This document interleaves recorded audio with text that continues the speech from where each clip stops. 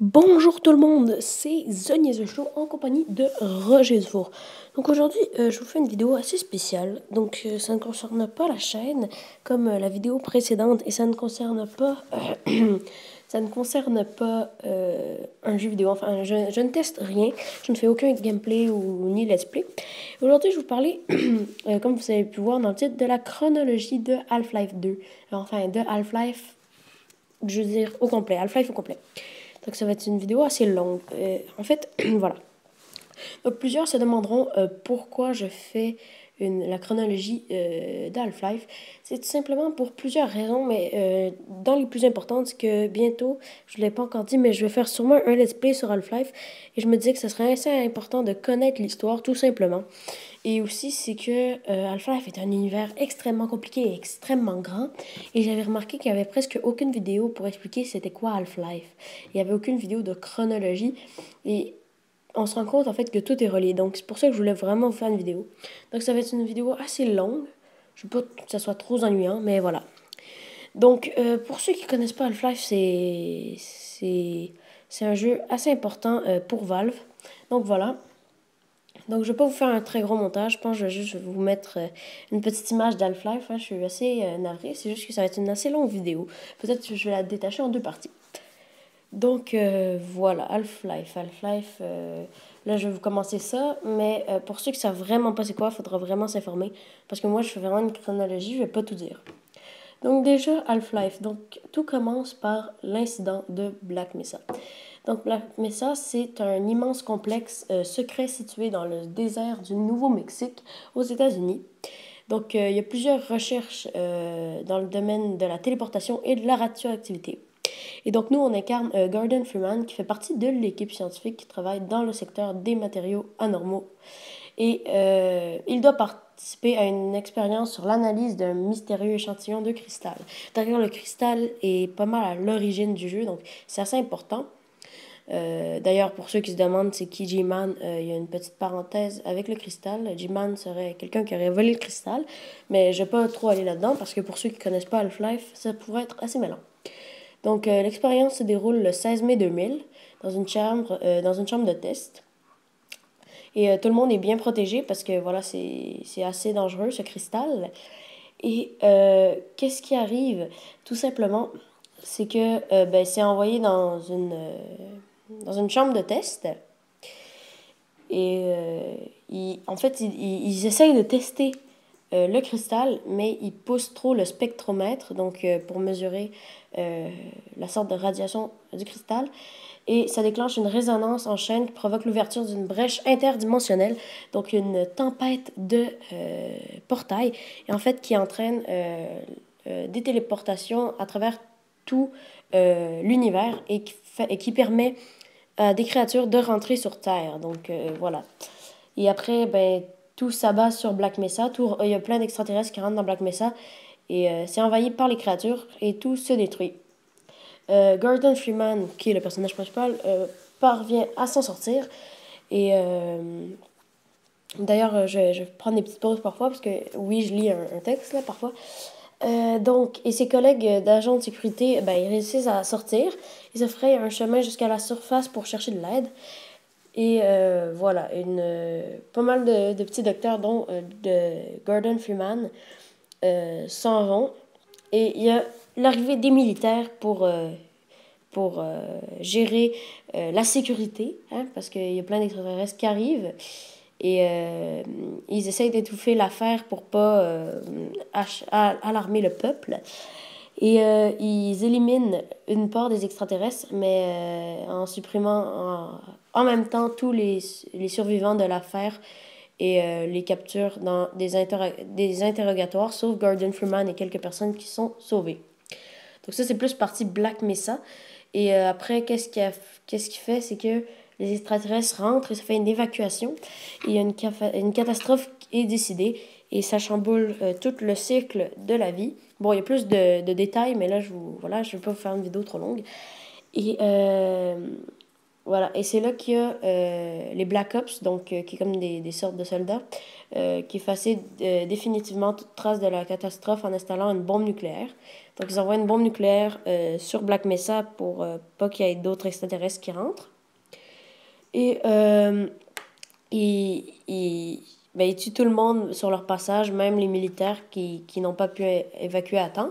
Donc, voilà, c'est-à-dire qu'ils voulaient tellement pas qu'il y ait d'extraterrestres qu'ils ont tué tout le monde pour pas, exemple, être contaminés ou des trucs comme ça. Et voilà. Et désolé, parce que c'est ça, je connais bien quand même Half-Life 2. J'ai beaucoup joué à Half-Life 2, mais pas Half-Life 1, donc voilà. Parallèlement à tous ces événements, Gordon Freeman est parti rejoindre le secteur Lambda, où le personnel le téléporte sur Zen. Donc Zen, qu'est-ce que c'est? C'est une sorte de plateforme dimensionnelle qui fait rentrer des extraterrestres, des humains, enfin bref, toutes des races qui sont mises en attente en fait et qui peuvent être en sommeil, exemple, ou voilà.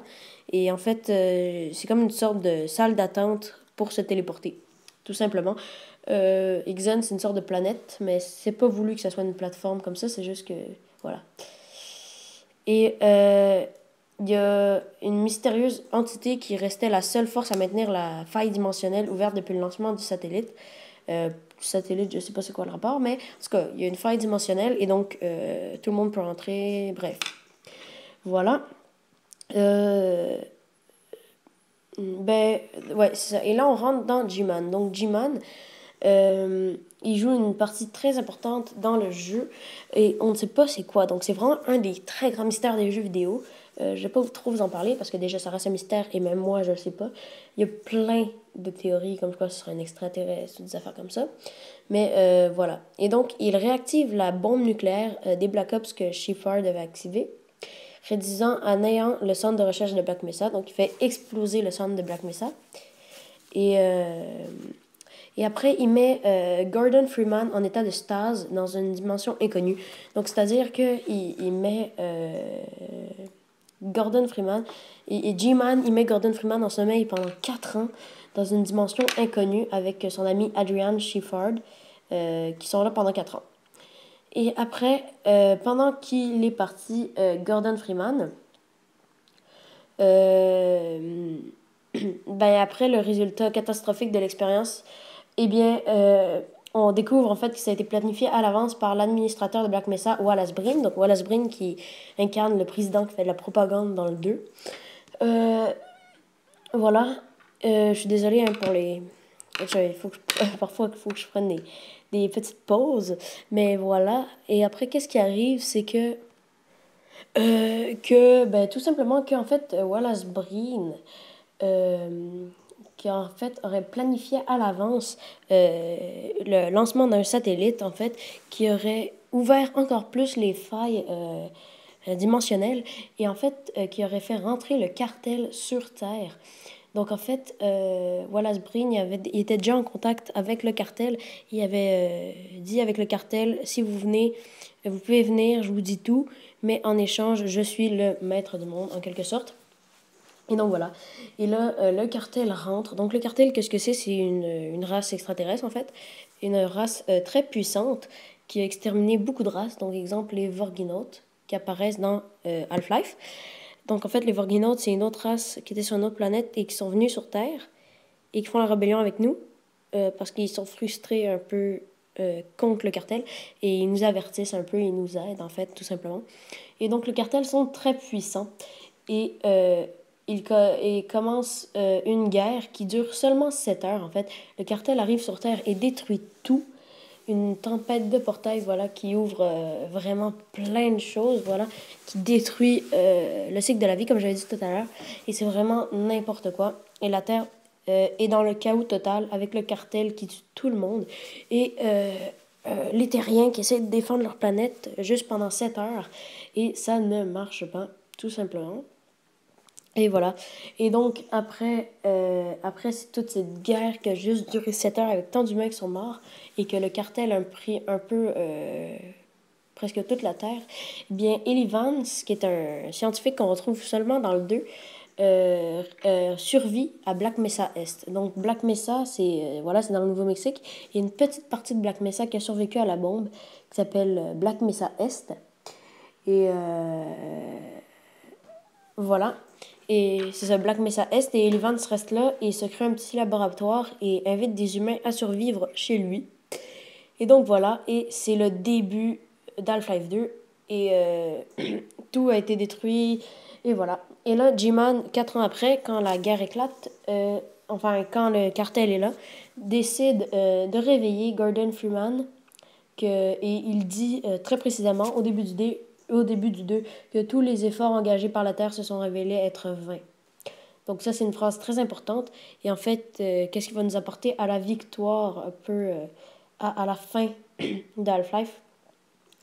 Et voilà, c'est vraiment, on peut prendre cela comme une référence directe à la guerre. Et voilà. Et donc là, on arrive et on ne sait pas vraiment pourquoi on croit qu'on est ici pour sauver la Terre en quelque sorte. Et voilà. Et donc là, on arrive et on se réveille à Cité 17. Donc qu'est-ce que c'est Cité 17? Donc il y a plusieurs cités sur la Terre qui ont été faites par le cartel quand ils ont dominé la Terre. Et ils créent des cités, en fait. Et les cités sont gérées par Wallace Breen, qui est Wallace Breen, en fait, qui crée aussi, qui a une idée pour protéger les humains de créer la protection civile, donc les Combines, plus connus sur le nom des Combines, qui vont être en fait des soldats qui vont défendre les humains, mais on voit rapidement dans le jeu qu'ils font juste nous tabasser. Et voilà, ils sont entraînés voilà, pour essayer un peu de défendre et de tuer des extraterrestres, mais ça ne marche pas trop. En fait, les Combines, c'est des humains modifiés génétiquement qui ont la pensée un peu du cartel. Voilà. Et voilà. Et après, qu'est-ce qui arrive? C'est que, rendu à Cité 17, eh ben, on voit Gordon Freeman qui se réveille. Et en fait, qui sait pas trop qu'est-ce qui se passe. Il a un peu perdu la mémoire. Et il se sauve grâce à Barney, Dr. Kleiner et Alex, qui sont trois personnages très importants dans l'histoire d'ailleurs. Trois personnages qui sauvent Gordon Freeman et qui l'apportent en dehors de la ville, tout simplement, de Cité 17. Voilà. Et ils permettent l'évacuation de la ville. Et dans la fuite, ils apportent Gordon Freeman. Et voilà. Et on se promène dans les égouts, dans les tunnels, enfin bref, pour sortir de Cité 17 et essayer d'aller au labo d'Eli dans Black Mesa Est, comme j'avais dit tout à l'heure. Et donc là, qu'est-ce qui arrive, c'est qu'il y a des génocides, plusieurs humains se font tuer, et tous les humains essayent d'aider Gordon Freeman à ce qu'il sorte, parce qu'on est un des seuls scientifiques qui a survécu à l'incident de Black Mesa. Et voilà. Et après, qu'est-ce qui arrive en fait, c'est que après tout ça, après tout ce scandale, Ellie Vance, on arrive à Black Mesa Est et Ellie Vance se fait enlever. Et donc là, qu'est-ce qui arrive, c'est qu'une rébellion se soulève et Gordon Freeman libère finalement Ellie Vance à Nova Prospect, qui est une très grande prison, et explose tout le contenu de Nova Prospect. Et une semaine plus tard, ça fait lever une très grosse rébellion. Et qu'est-ce qui arrive, c'est que un nouveau chapitre commence, une nouvelle donne, voilà. Et après le soulèvement de Cité 17, après, eh bien, les humains détruisent Cité 17 et se rendent même jusqu'à la cité. Et donc, voilà, ils vont combattre tout simplement le cartel et réussissent à détruire la cité. Et voilà.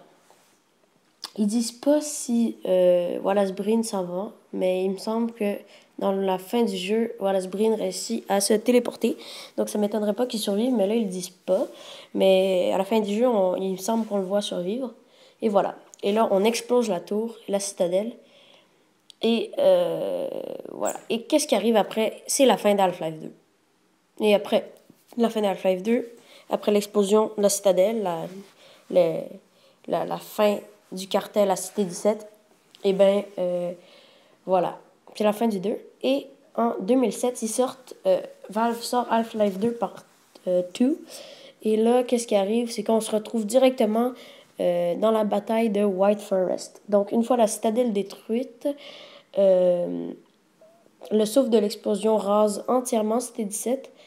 Et donc, ça... Ah, suspense! Et, abonne-toi si tu veux voir la suite.